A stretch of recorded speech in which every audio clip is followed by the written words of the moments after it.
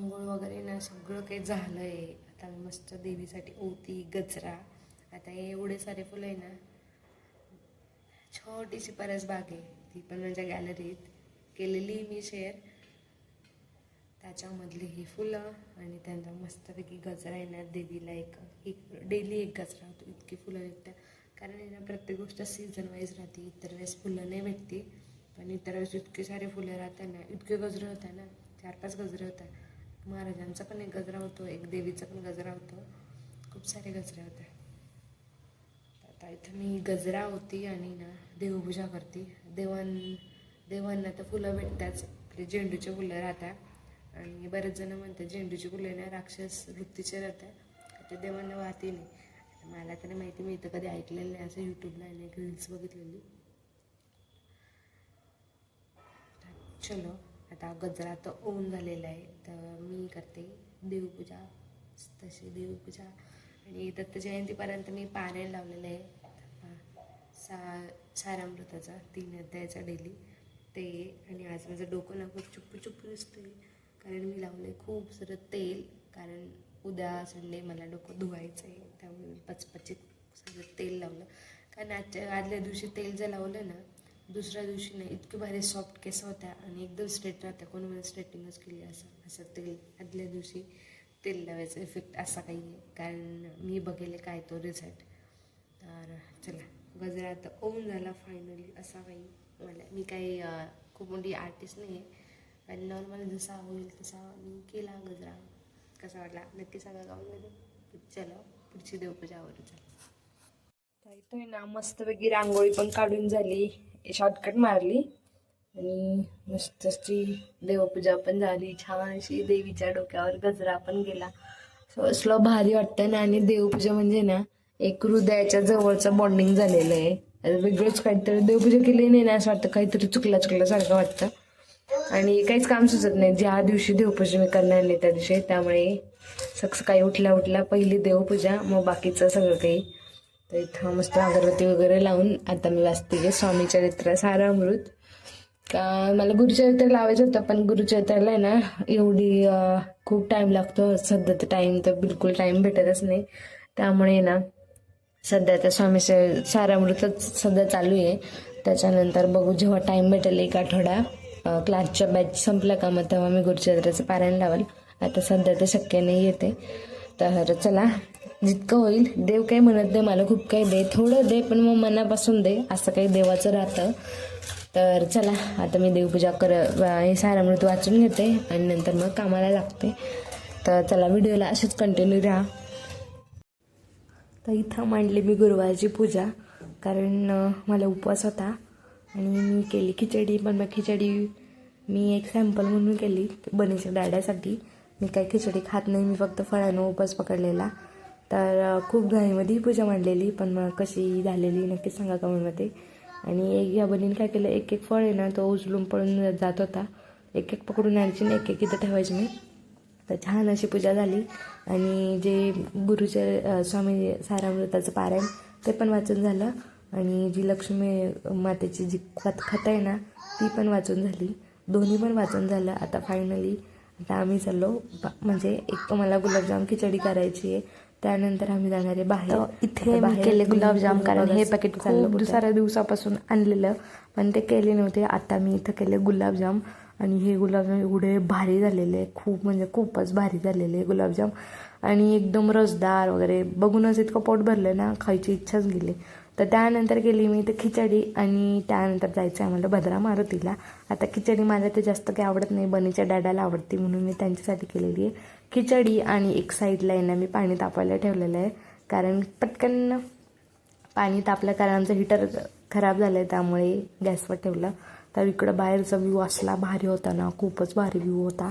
मस्त असं कॅप्चर केलं. आणि सकाळचा व्ह्यू आहे ना भारीच राहतो. आणि एक तर वरती लास्ट फ्लोअरला आहे ना जर घर असलं ना एकदमच भारी.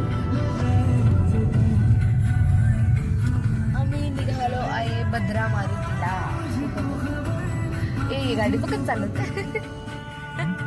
ते गाडीवाला गाडीकडे चालत बघलं. तर आता आम्ही निघालो आहे भद्रा मारुतीला. किती लांब आहे? ते आहे आमच्या घराजवळून 50-60 किलोमीटर. आता अर्धा रस्त्यात आलो आम्ही, तेव्हा आम्ही ब्लॉग चालू केला कारण लक्षात नाही राहिलं गंभीर झोपलेला आणि हा असा झोपलेला आहे. गर्दी, संडेची गर्दी, खूप सारी गर्दी राहते रस्त्यात. गर्दीच गर्दी आहे.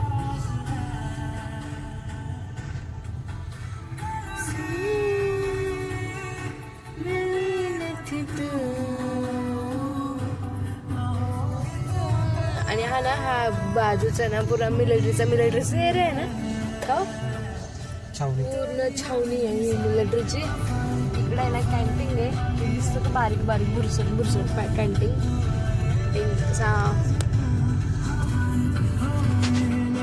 खूप म्हणजे खूप गर्दी आहे.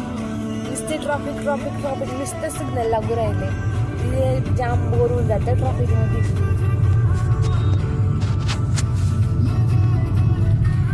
चला व्हिडिओला कंटिन्यू राहा. आता आम्ही पोचलो भद्रा मारुतीला. गाड़ी पार्क केली का अंदर एंट्री करनी हमें. चलो बाबू, तू चप्पल पहना ले. ए बाबू तू चप्पल पहना ले अभी. तू क्या मुस्कुरा रहा है तू. चलो याला घे तुम्ही.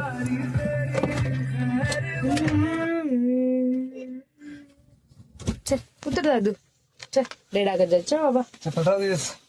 मोबाईल काढ त्याची. हो का बर, इथंच आहे मंदिर समोर. कुठे आहे समोर? हे काय मंदिर आहे ना, मंदिरासमोर चालू आपण. चला. तर इथे ना मी हनुमानाच्या मंदिरात एंट्री केली, पण जेंट्स एक बाजूला लेडीज एक बाजूला.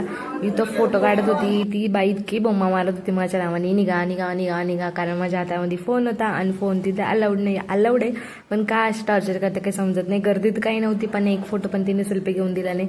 त्यानंतर रस्त्याने जाता जाता लागले बोरं. आता बोरं म्हणजे माझ्या हृदयाचा जवळचा बॉन्डिंगचा भाग आहे बोरं म्हणजे, कारण ते सीझन वाईज भेटतं. आणि या आजीने मला बडबड केली कारण मी पहिल्यांदा पेरू खाल्ला, बोर खाल्लं, कारण ते मला बोरही गोड लागणं आणि पेरू पण गोड लागणं. ती मलाच बडबड करत होती ती आजी. त्यामुळे त्या आजीकडे मी पेरू घेतले आणि बोरं घेतले आणि इथून आम्ही निघालो सरळ घरी. तर इथे पेरू घेतले, पण हे पेरू पण येण्याचे पांचे लागत होते का तर मी पहिलं बोर खाल्लं आणि बोर खायच्या आधी मी पहिला पेरू खाल्ला. त्याच्यामुळं वेगळंच कॉम्बिनेशन झालं. आणि गाडी ती तिकडे टोकाला गाडी लावली आणि मी बोरासाठी एवढ्या लांब बोमट्यामध्ये आलेली. तर इथे ना हे दोन्ही घेतलं. आणि ना मी कधी पण आहे ना असं रस्त्यावरूनच घेते, कारण मोठ्या शॉपमधून मी कोणतीच गोष्ट कोणती म्हणजे भाजीपाला वगैरे आहे ना मी बघते का कोण गरीब आहे, आजी कोणता एकदम म्हातारा माणूस असला ना त्यांच्याकडूनच मी वस्तू घेते. कारण का ते मला माहिती नाही, पण माझी पहिल्यापासून एक सवय आहे का जे एकदम गरीब आणि एकदम म्हातारा माणूस दिसेल त्याच्याकडून मी वस्तू घेते, कारण त्याला पण कुठंतरी आपला हातभार होतो. तर इकडे आम्ही पोचलो संभाजीनगरला. तर भद्रा मारुतीवरून निघाल्यानंतर तर इथे आम्हाला जायचं होतं डीमार्टला. खूप सारी गर्दी होती. गर्दी म्हणजे खूपच सारी गर्दी होती. पण ती गर्दी पार करणं तो आपला हक्क आहे आणि तो आपल्याला पार करावा लागतो. तर तिकडे येल्लो कलरची बिल्डिंग दिसते तिथं डीमार्ट आणि इकडं आम्ही. पण ही गर्दीच आम्हाला ना एक 10-1 मिनटाची ना ट्रॉफिकच लागलेली. सिग्नल इकडे इतके बेकार आहे ना, चौफुली आली म्हटल्यावर सिग्नल 4 सिग्नल राहतात आणि ते चारही बाजू येण्या जाण्यासाठी त्या खूपच टाईमपास होऊन जातो तो. तर इथे ना इथं बनीही उठला होता, कारण बनी उठला ना बनीचं वेगळंच काहीतरी चालू होतं. बनी रस्त्याने काही एखादी वस्तू दिसली त्याला तिथं आम्हाला घ्यावंच लागते, कारण आम्ही 2 व्हीलर असल्यावर थोडा झेप घेतो. 4 व्हीलर आहे त्याच्यामुळे आता काही झेप घेत नाही. पण त्याची आपटा दुपटी ती चालूच होती. त्याला लागत होत्या बाहेरच्या वस्तू, त्याची धडपड तीच होती का बाहेर उतरवून त्याला वस्तू घ्यायच्या होत्या. पण त्या वस्तू अशा आहे ना आम्ही कधी बऱ्याचदा घेतो पण घरी आल्यावर त्याची काहीही मोल राहत नाही. तर इथं आम्ही फायनली पोचलो डीमार्टला. तर डीमार्टमध्ये जास्त तर काही नव्हतं, फक्त नॉर्मल आपला वरचा किराणा घ्यायचा होता. तर असं काही सामान घेतलं तर चला बाय.